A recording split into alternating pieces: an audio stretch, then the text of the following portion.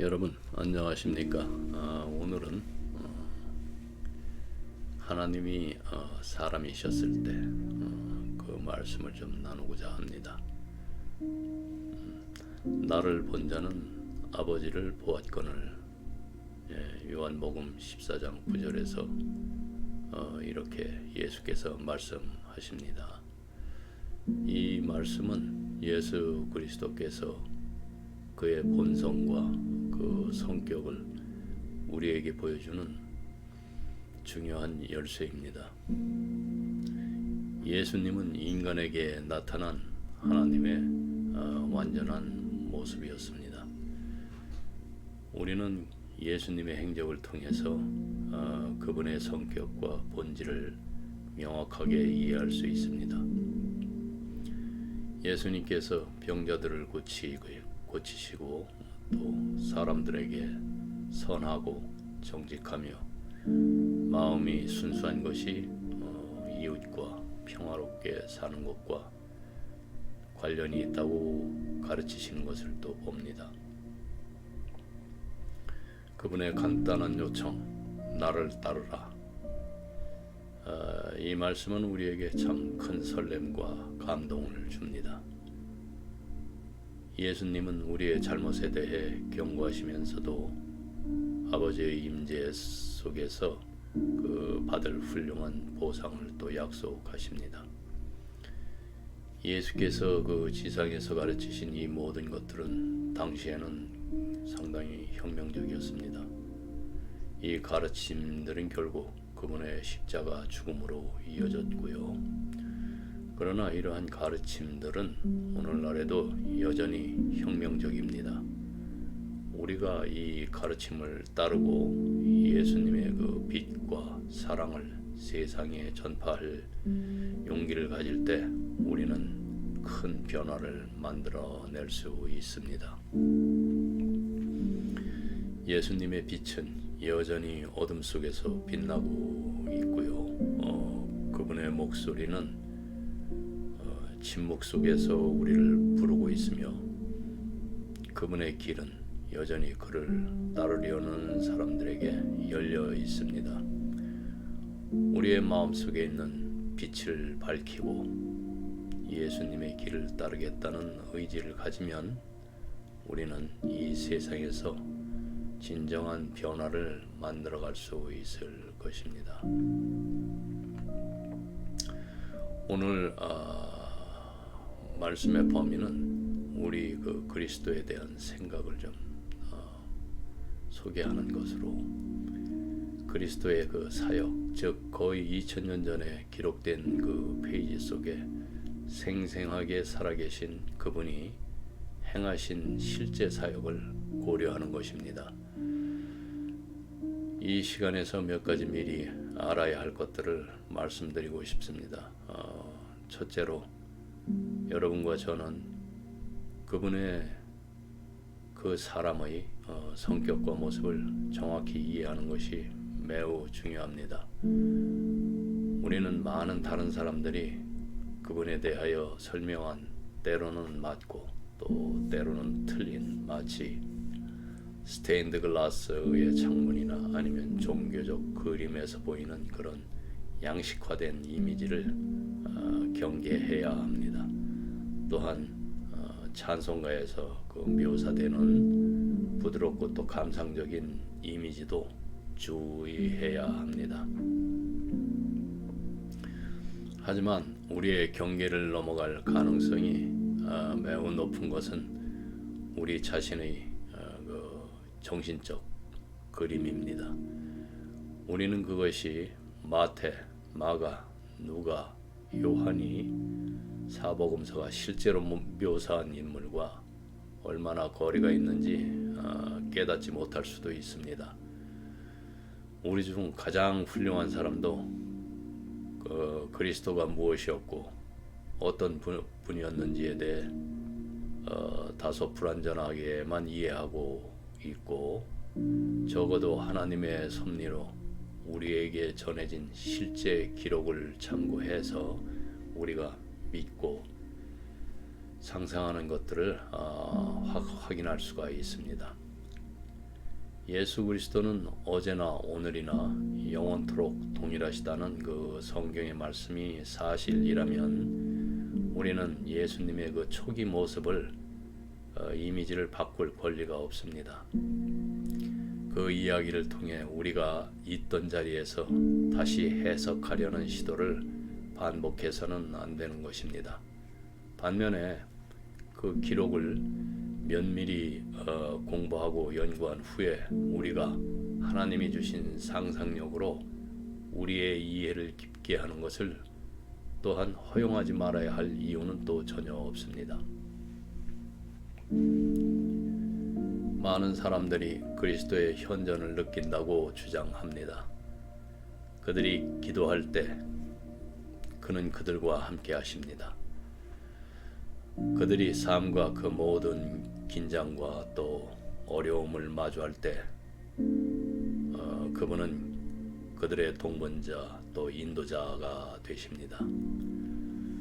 살아계신 그리스도가 사람들과 함께 있다는 이러한 감각은 너무나 널리 퍼져 있어서 제 생각에는 기독교 신앙의 진실에 대한 가장 훌륭한 증거 중 하나가 됩니다. 우리가 공부할 지상 생활의 그 예수라는 사람은 오늘날 살아 계십니다. 그러나 여기에서도 우리는 상상 속에 있는 모습이 실제로 그런 순수한 성격을 가지고 있는지 확신해야 합니다.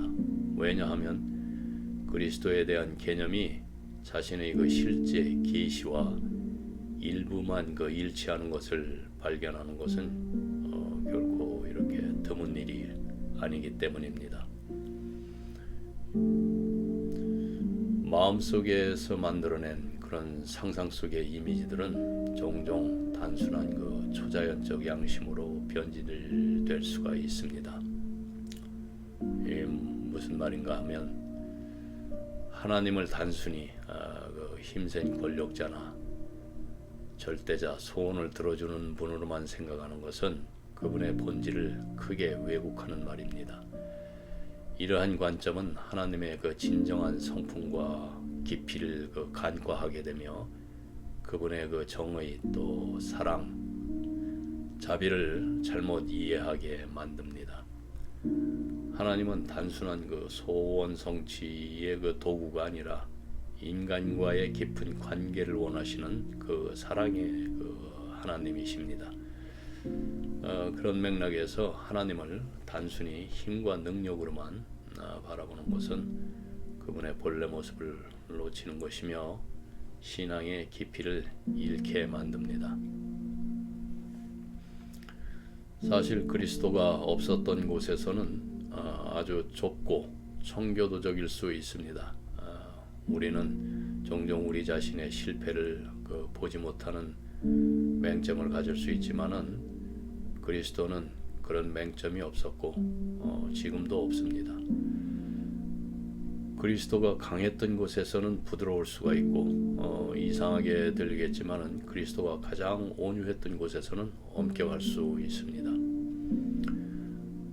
나는 여러분이 그리스도인으로서 여러분들의 그 마음속에 간직하고 있는 그리스도에 대한 개념, 즉 그리스도에 대한 이미지를 실제로 계시된 인물과 이렇게 비교해 보시기를 좀 간절히 부탁을 드립니다. 복음서의 그 페이지에서 그리스도의 행동을 관찰하고 연구합니다. 우리의 그 행동에 영향을 미치기 위해 다양한 그 생각 아니면 이상을 마음속에 품는 것은 어느 정도 의미가 있을 수 있습니다. 하지만 그러한 생각의 다발들, 생각들의 묶음들이 예수 그리스도의 이름을 붙이기 전에 우리는 매우 신중해야 합니다.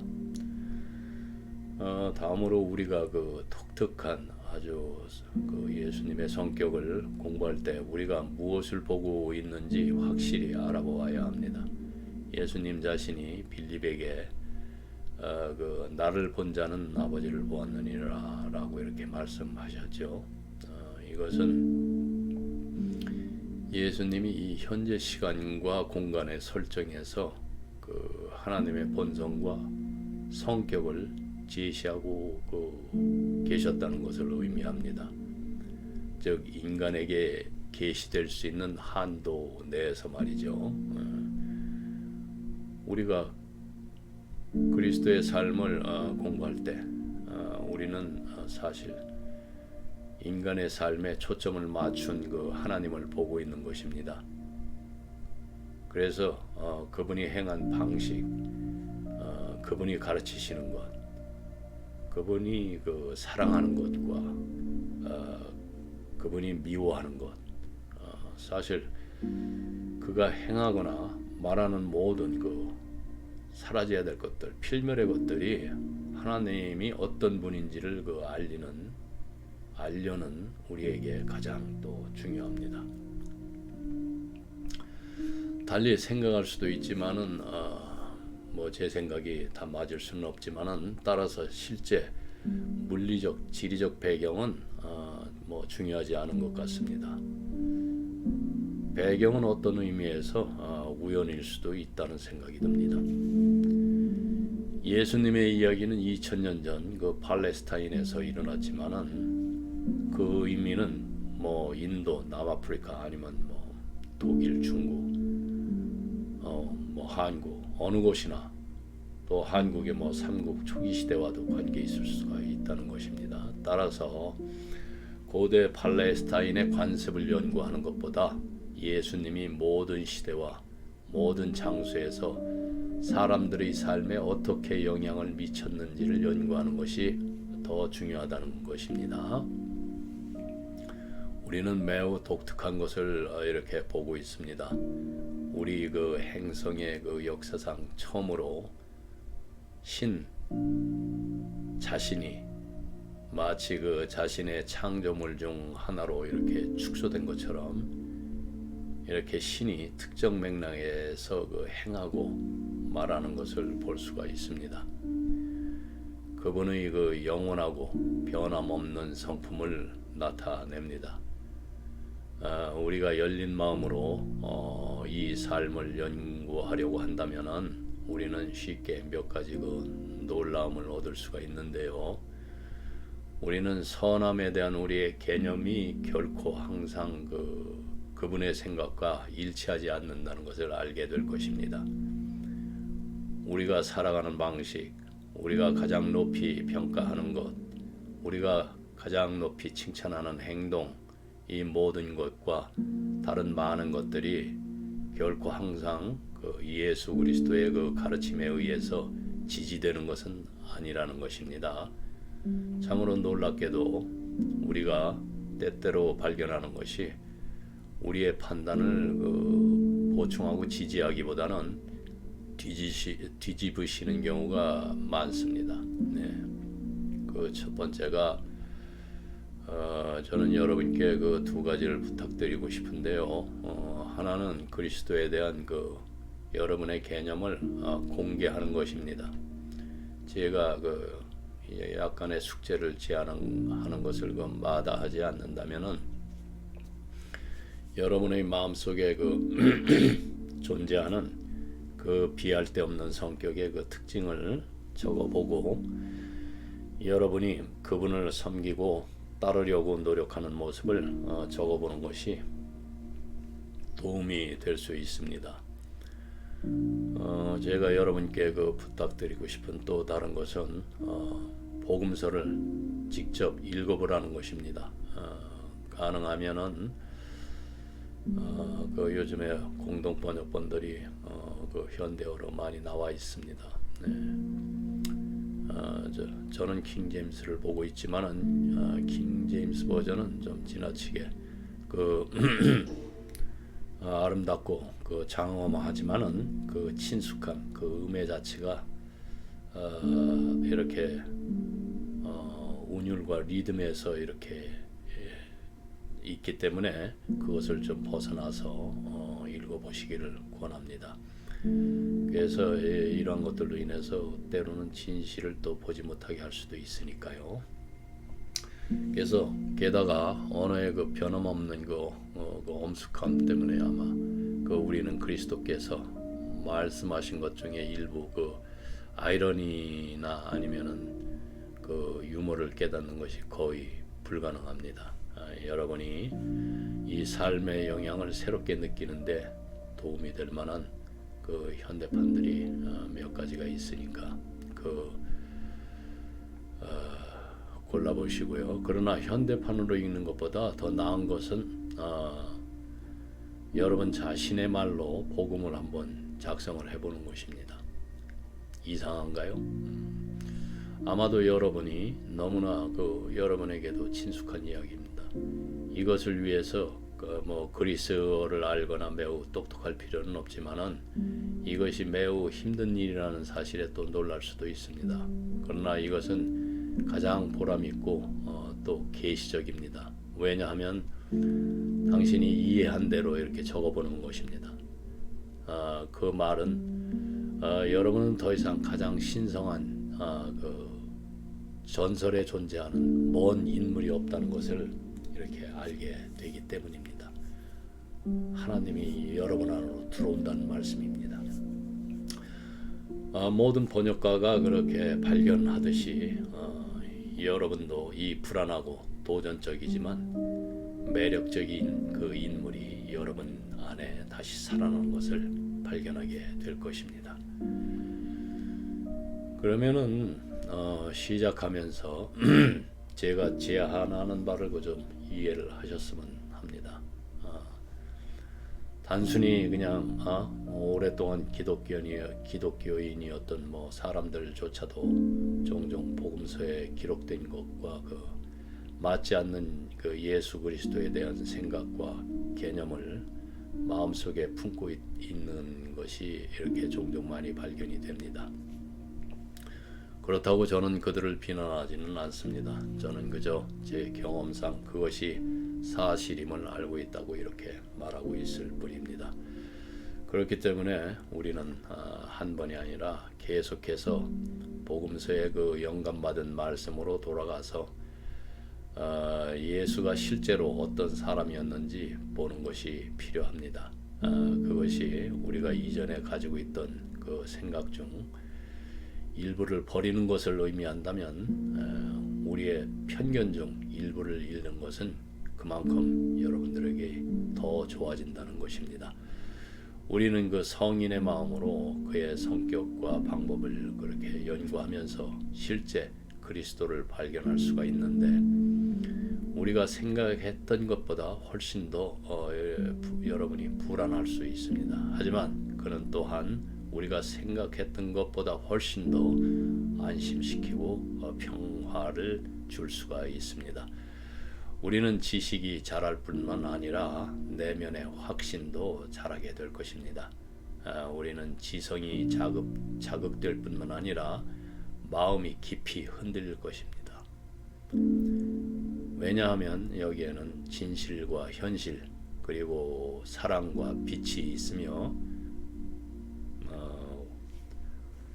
우리가 인간에게서 이해할 수 있는 방식으로 이렇게 입증되어 있기 때문입니다.